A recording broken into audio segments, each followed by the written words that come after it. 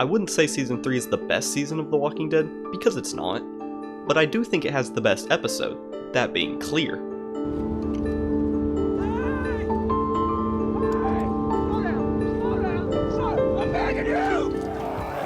I just couldn't leave this behind.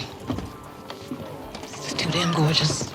The Walking Dead is a show that I have a lot of nostalgia for. I started watching it when I was the wee age of 8, which maybe in hindsight was a bit too young, but I turned out alright. It was one of the few shows that my parents and I watched as a family as I was growing up, and while I eventually lost interest, only to regain it years later, those first few seasons, while not always the show's best, still hold a special place in my heart. I think the episode Clear, and in a broader sense Season 3 as a whole, represents a real turning point for the franchise. While Season 1 focuses on dynamic big sets and establishing the world, Season 2 focused more on the dreaded bar drama. While it certainly had its moments, it wasn't personally my cup of tea. Season 3 is also a character drama, with a lot more action thrown in, but the difference between these seasons is that Season 3 is actually good the whole way through, minus Andrea, but that's a discussion for another day. Clear stands out among the rest of Season 3 because it's the first bottle episode in the entire series. Now you may be thinking, how's a bottle episode the best one? Bottle episodes are often characterized by their smaller physical setting and cheaper budget, so naturally, they're usually not as beloved by fans. A lot of stuff looks dangerous. Sometimes we have to fake it. Here we faked it with some zip ties, but from a distance, it looks like barbed wire. However, sometimes these restraints cause the writers to have to get creative to still make something entertaining with a lot less resources than normal. Season 3 is action-packed, especially for the first half of it. I think Clear being more confined and only focusing on a few characters works to the show's benefit. It gives the audience an interesting change of pace, and allows the show to break up the governor storyline while fleshing out a trio of characters that will go on to be some of the most important in the entire series. Before we dive into what happens in the episode, I want to preface by saying this is obviously just my opinion. There are a lot of other great episodes to choose from, and you're free to have your own opinion, as long as you don't mind being wrong. The episode begins with Rick, Carl, and Michonne driving looking for weapons for the upcoming battle with the governor. In the opening moments, we see a sign left by someone named Jay, indicating to Aaron that he and at least one other person went to scout a nearby mountain. It's probably more of a hill. There's not that many mountains this side of Georgia, but whatever. On the way to their destination, Rick and company see a man begging to be picked up and helped out. At this moment in the show, Rick is the coldest and most ruthless he's ever been up until this point. He just lost his wife in childbirth, and has started a bit of a war back home. So yeah, he's kinda going through it. The Rick from Season 1 absolutely would have tried to at least help this guy before sending him back out on the road. No questions asked. But after everything he and the rest of the group have been through, Rick isn't willing to take a chance on someone, and the gang drives away without a word of discussion whatsoever. This behavior isn't exactly surprising coming from Michonne. She's not the most trusting person, and for good reason, but Carl not saying anything really is surprising. That helpless child from Season 1 is starting to grow as cold as his father. This goes to show how even Carl has grown cautious of the threats this new world faces. The crew gets stuck in the mud on their way to their destination, and the car is promptly surrounded by walkers. And oh look, it's Aaron! This is a great way to start an already eerie episode off. Without a word said, we can put together that a group was camped out here, while a couple others went out to look for a better place to set up camp. Unfortunately for this guy, who I'm just gonna assume is that Jay fellow, he likely lost whoever he was with while exploring, and after being ditched by Rick, presses on towards his now overrun campsite. While not exactly subtle, this kind of environmental storytelling is still really neat. Details like this are what make this episode so fun to watch, and even rewatch. Normally we'd have a whole scene dedicated to Rick and co getting out of this bind, but instead what we get is this. Cover your ears.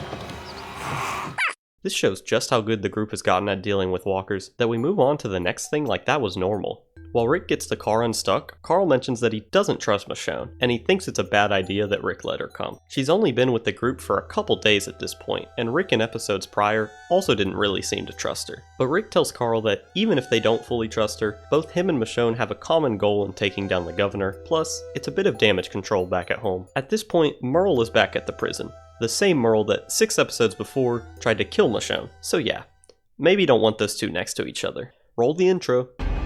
Side note, I also want to say, unrelated to the episode, but I love this 2-second shot used for the opener of the centipede crawling around next to the bullet casings. I don't have anything more to add, I just think it looks really cool. Upon the group reaching their destination, we learn that we in King County, baby, right where this whole thing started. Rick came back here to see if there were any guns left in the armory, and after finding little more than a bullet, they decide to keep looking elsewhere. As they explore the town, they find markings, some more disturbing than others, that indicate that someone is still very much living here. They come across a vast series of booby traps, as well as more deranged scrawlings. Yo, that's the title of the episode! The man responsible for all those markings reveals himself and tells Rick and friends to drop all their weapons and leave. Rick doesn't much care for this plan, and a shootout ensues. Carl is able to get positioning on the man in question and shoots him. The man was wearing a vest, so he only passed out, but Rick goes over and reveals that, huh? I know that guy! It's Morgan, from the very first episode of the show. For those who don't remember, Morgan basically served as the tutorial guide for Rick when the whole apocalypse thing started, and has been absent from the show since the first episode. You answer me, damn you. What's your wound? You tell me, or I will kill you. Rick feels a need to help Morgan, at least get some closure. After all, he did save his life. While bringing Morgan inside, Rick and Michonne both stop the other from enduring the pain of one of Morgan's many traps. This is a cool instance because you see the trust between Rick and Michonne really start to solidify in little moments like this hidden throughout the episode. After getting past the traps, we are brought to Morgan's hideout. The crew finds many weapons, which solves the whole having arms to fight the governor problem, but Rick also finds the walkie that he gave Morgan in the first episode. It's a small detail, but one that kickstarts the story of what really happened here. As much as I love other episodes in the series, there is a level of subtlety here in the environments that we don't get to see too often with the show, and I just love it. The walls are chock full of details. There is so much here. I rewatched and paused multiple times just to try and find all the little secrets scattered about, and I'm sure there's some that I missed or just couldn't make sense of, but it was really fun just to read what crazy notes were on the walls. There are names of people that Morgan had contact with that we never get any information on ever. Some of these names include Riley, Zach, and Abby. While it's normal to wonder about these details, I think that not knowing more about the names scattered about makes Morgan's situation just that more haunting. Carl finds a map of the neighborhood, including a note that his old family house was burned down. I totally understand why Carl wanted to come back to his old town, potentially snag a memento or two. Michonne eats one of Morgan's protein bars in one of the funnier scenes of the episode. We're eating his food now? Matt said welcome. While Rick waits for Morgan to wake up, Carl goes to get an aforementioned memento or two for Judith, and Michonne tags along. In case you couldn't tell by the everything going on, Morgan is crazy. After the death of his son by the hands of his dead zombie wife who he didn't have the heart to kill, sorry, I just had to think about that sentence for a second, Morgan has spiraled so much that he doesn't even recognize Rick when he first sees him. As Rick is having a bit of an emotional moment walking down memory lane, he lets his guard down. Morgan gets a knife and attacks Rick. Rick tries to convince Morgan that they know each other, but Morgan insists that Rick doesn't clear and proceeds to stab him in the heart. Psych, turns out it's just a shoulder. He'll walk it off. The fight continues a bit longer till Rick draws his signature Colt Python on Morgan. Morgan begs Rick to kill him, but he declines. Morgan finally recognizes Rick, but now is very angry at him. While Rick did try to signal Morgan, he always seemed to be too far away for the signal to travel. You weren't there. You were never there. No, not when I tried. I mean, you said you would turn on your radio every day at dawn. You said that you would turn on your radio every day at dawn, and you were not there! As they're talking, Rick tells Morgan that he did actually find his wife and son, to which Morgan asks if they're dead. He tells him the truth, that Lori is dead, but his son is not. And in a harrowing moment, Morgan says to Rick, No, he will be.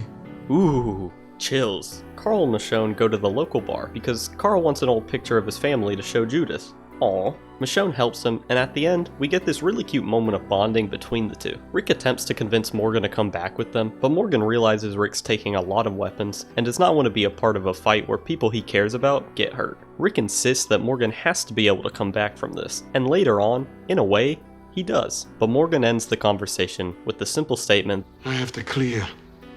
That's why I didn't die today. That's the sign. I have to, man, I have to. While packing things up in the car, Carl tells Rick that he thinks Michonne might be one of them after all. Michonne tells Rick that she knows he's still seeing things due to Lori's death, and for maybe the first time ever, Michonne confides in someone. She tells Rick that she would sometimes talk to her dead boyfriend, and that it's okay if he sees things. It happens. This is really the moment where Rick starts to trust Michonne. Given how reserved she is all the time, the fact she felt comfortable to give even a little detail about her past shows that she thinks Rick's group might be alright after all. The episode ends with Rick seeing the mangled corpse of the guy who was asking for help in the beginning. Initially we drive past before going back to pick up the backpack. And scene. This episode lays the groundwork for so many major character moments and reintroduces Morgan into the fold for future seasons to come. This episode has so many awesome things about it, but by and large is absolutely carried by Lenny James's acting performance. It's definitely his best performance and probably one of the best performances on the entire show. Dude looks like he's seen a ghost. People wearing dead people's faces. Morgan, listen. No, I don't know you. You do know me. I don't know. He speaks with so much raw emotion that you really feel for the guy. Seeing Morgan transform from a person just trying to protect his son to a joyless husk who is surviving on nothing more than pure instinct paints a really compelling portrait of what this new world does to people. There's also a lot of manic notes saying things like, "We weren't supposed to be there." While not exactly the same, lines like this feel very similar to things Morgan says much later on in the series. You know what it is. This is really cool upon rewatching the series because this is the exact same thing that Morgan says and his hallucinations say back to him much later on in the show, when he's crazy for a different reason. It's also worth noting that this is the infamous orange backpack. This backpack will show up many more times across the course of the show, and while there's some debate over what it symbolizes, go check out this video if you want a good take on the matter. It is a lasting, powerful piece of imagery that is first seen in this episode. I really encourage anyone even remotely interested in this series to watch at least this one episode, although it will feel more complete if you've already watched the seasons prior. Even then, I don't know if that truly does it justice. When I was watching season 3 when it originally aired, I had to wait every week for new episodes to come out. Clear was such a shock at the time it came out, and having to sit on that eeriness for a week left a really strong impression. I won't deny that Clear, as well as the series as a whole, are very much viewed by some heavily tinted rose-colored nostalgia glasses, but for all of its subtlety and uniqueness, I just can't help but think, this is the best episode of The Walking Dead.